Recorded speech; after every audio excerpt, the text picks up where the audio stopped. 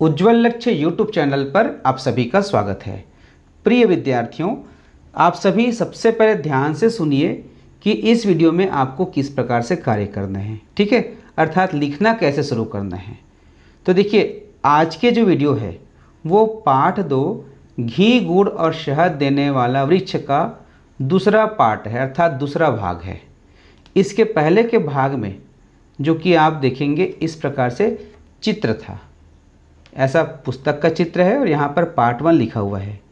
इस वाले वीडियो में हम इसी पाठ का जितना भी प्रश्न उत्तर पुस्तक में दिया गया है उसको जो है किस प्रकार से लिखना है ये हमने आपको वीडियो के माध्यम से बताया था।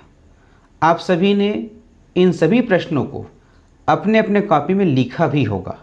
एक बार चेक कर लेना कि आपने लिखा है कि नहीं लिखा है। लिख लिए होंगे तब जो है आज के वीडियो में जो मैं प्रश्न उत्तर लिखाने वाला हूँ उसको जो है आप अपने कॉपी में लिखना। मान लीजिए कि आप अपने कॉपी में अभी तक इसको नहीं लिखे हैं, तो सबसे पहले विद्यार्थियों इसी पाठ का जो पार्ट 1 है उसमें जितने भी प्रश्न उत्तर है पहले आप लिखना, वो हो जाएगा।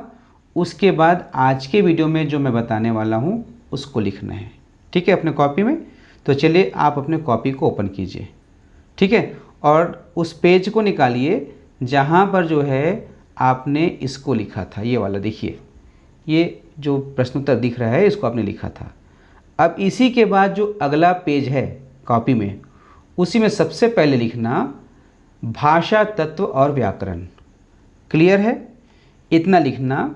उसके पश्चात यहाँ पर मार्जिन के भीतर लिखना प्रश्न 1 और यहाँ पर जो आ रहा है उसको पूरा लिखना। कथ, वर्ण और लिख के साथ ईत लगाकर एक एक नया शब्द बनाओ। अब ध्यान रखना कि यहाँ पर जो चिन्ह दिया गया है उसको भी आपको लिखना है, ठीक है। तो इसमें कहा गया है कि जो कथ शब्द है, वर्ण है और लिख है, इसके साथ ईत शब्द लगाना है और नया शब्द बनाना है। तो इसके लिए यहाँ पर लिखोगे उत्तर। क्या लिखोगे? उत्तर। और पहला शब्द है कथ, तो कथ में हमको क्या लगाना है? ईत लगाना है। तो कथ लिखेंगे, धन का चिन्ह लगाएंगे, उसके बाद ईत लिखेंगे। अब उसके पश्चात बराबर का चिन्ह लगाना। अब देखो, इसे जोड़ करके नया शब्द बनाना है। तो हम क्या देखते हैं? क और थ है जो कि व्यंजन है, थ व्यंजन है, और इसके बाद ई अर्थात छोटा ई की मात्रा इससे बनता है। तो जब इसको जोड़ेंगे तो क थ और यहाँ पर जो ई है वो छोटा ई का मात्रा बनेगा और थ में जुड़ जाएगा। तो इस प्रकार से बनेगा कथित, कथित, ठीक है। इसी प्रकार अगला शब्द है वर्ण। वर्ण लिखेंगे, धन का चिन्ह लगाएंगे, ईत लिखेंगे, ठीक है, बराबर का चिन्ह। अब यहाँ पर क्या बन जाएगा? वर्णित।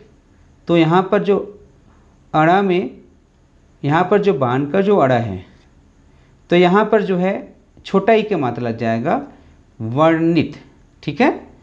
उसके पश्चात तीसरा है लिख।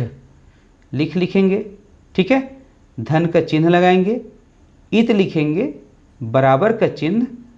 अब यहाँ पर ख में छोटी की मात्रा लग जाएगा, तो हो जाएगा लिखित। इस प्रकार से बनाना है। इसी प्रकार से साफ सुथरा लिखना है, ठीक है।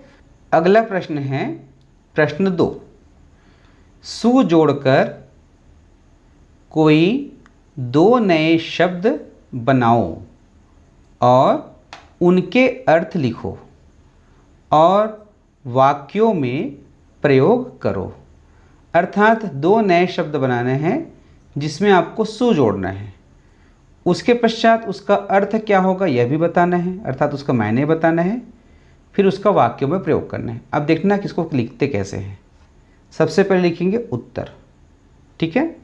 अब यहाँ पर 2 नए शब्द बनाना है ना। तो पहला लिख दिए सु धन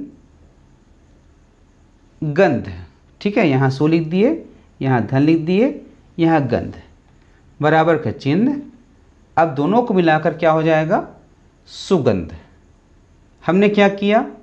सु जोड़ करके एक नया शब्द बनाया। अब इस नए शब्द का हमको क्या लिखना पड़ेगा? अर्थ। तो नीचे लाइन में लिखेंगे अर्थ। तो सुगंध अर्थात, तो सुगंध का अर्थ के लिए सुगंध के बाद बराबर के चिन्ह लगाएंगे। तो सुगंध का अर्थ होता है अच्छी गंध अर्थात खुशबू। ठीक है, इसका मतलब हुआ अच्छी गंध अर्थात खुशबू। अब इसका वाक्यों में प्रयोग करना है। वाक्यों में प्रयोग का मतलब एक ऐसा वाक्य लिखना है जिसमें सुगंध शब्द का प्रयोग हुआ हो। तो यहाँ पर लिखेंगे वाक्य में प्रयोग। अब डेस का चिन्ह लगाना। अब यहाँ लिखेंगे एक वाक्य, रसोई घर से खीर की सुगंध आ रही है। तो देखो यहाँ पर हमने एक वाक्य लिखा, रसोई घर से खीर की सुगंध आ रही है। किसकी सुगंध? खीर की। क्या आ रही है? सुगंध आ रही है। तो देखो इस वाक्य में सुगंध शब्द का प्रयोग हुआ। तो यहाँ पर एक अंडरलाइन कर देना, मैं यहाँ पर लिखना भूल गया हूँ। ठीक है, आप यहाँ पे एक लाइन खींच देना।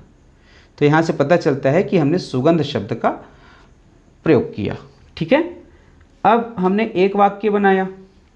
अब अगला शब्द लिखेंगे, उसके भी वाक्य बनाएंगे। चूँकि यहाँ पर हमारा पेज भर गया है तो हम नए पेज पे लिखेंगे। अगर आपका नहीं भरा होगा, कॉपी में जगह बचा होगा, तो उसके नीचे लिखना। ठीक है, दूसरा, सुधन पुत्र। इसको मिलाकर के लिखेंगे तो होगा सुपुत्र।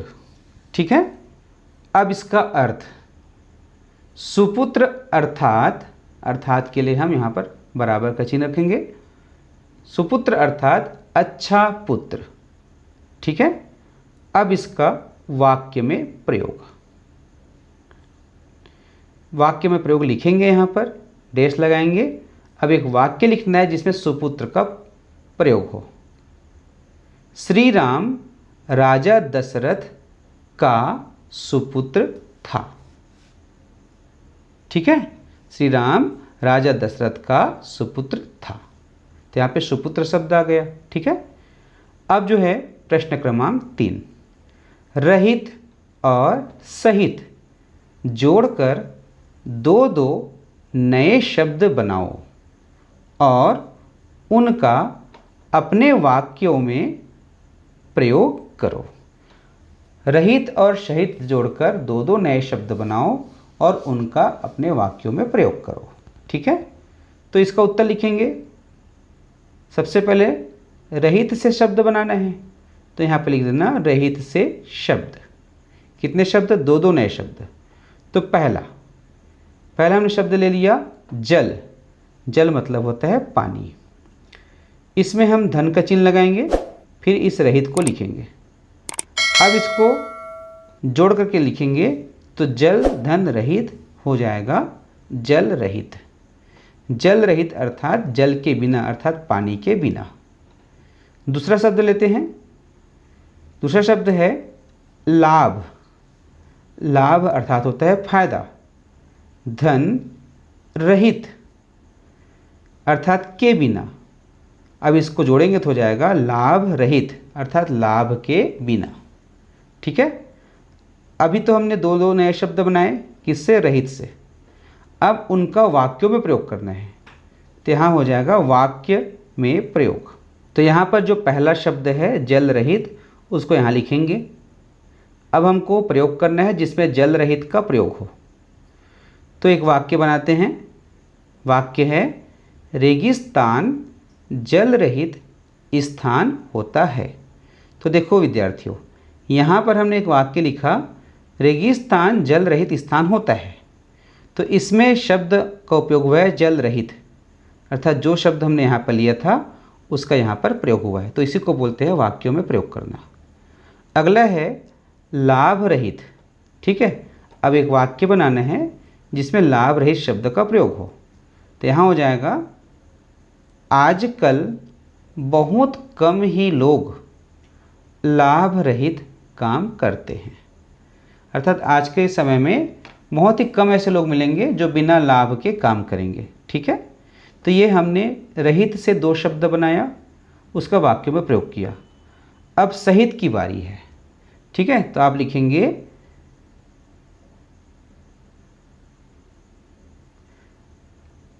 सहित से शब्द।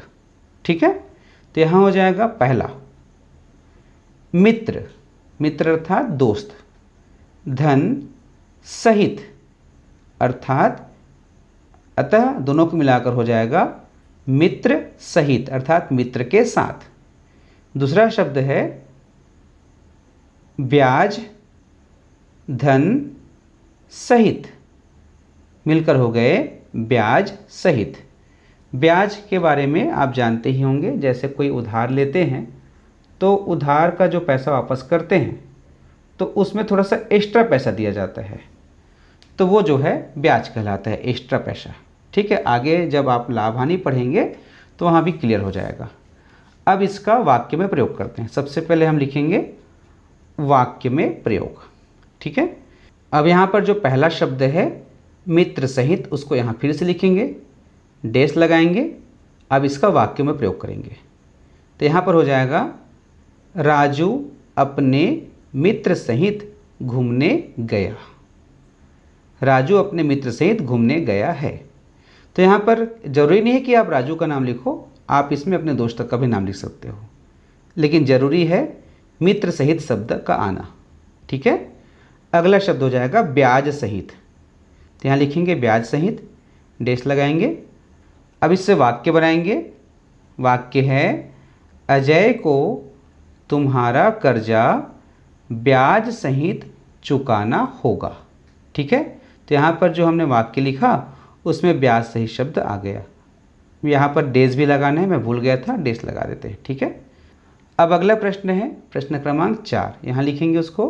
प्रश्न है 3 ऐसे वाक्य लिखो जिनमें अलग अलग व्यक्तिवाचक, जातिवाचक और भाववाचक संज्ञा का प्रयोग हुआ हो।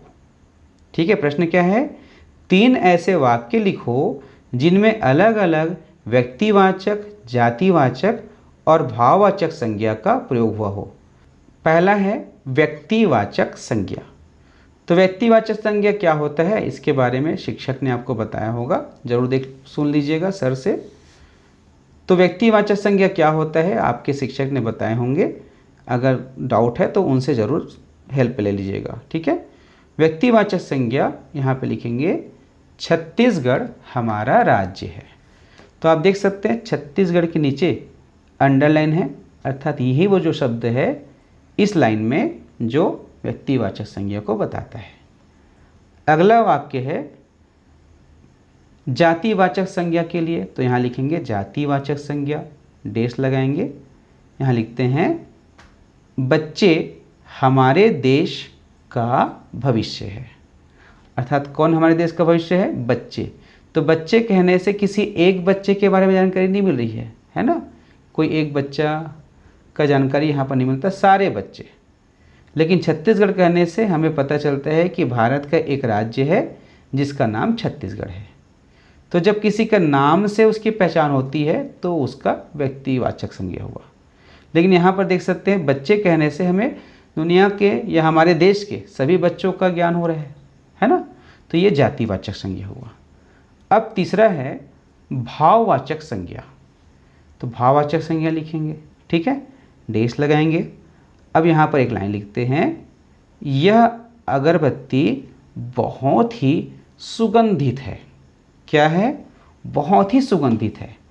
ठीक है, तो सुगंधित में देखिए मैंने लाइन खींचा है, तो सुगंधित से हमको पता चल रहा है कि इसकी महक बहुत अच्छी है, लेकिन उसको हम देख नहीं पाते, अनुभव कर पाते, ये भाव है, इसलिए इसको भाववाचक संज्ञा कहते हैं।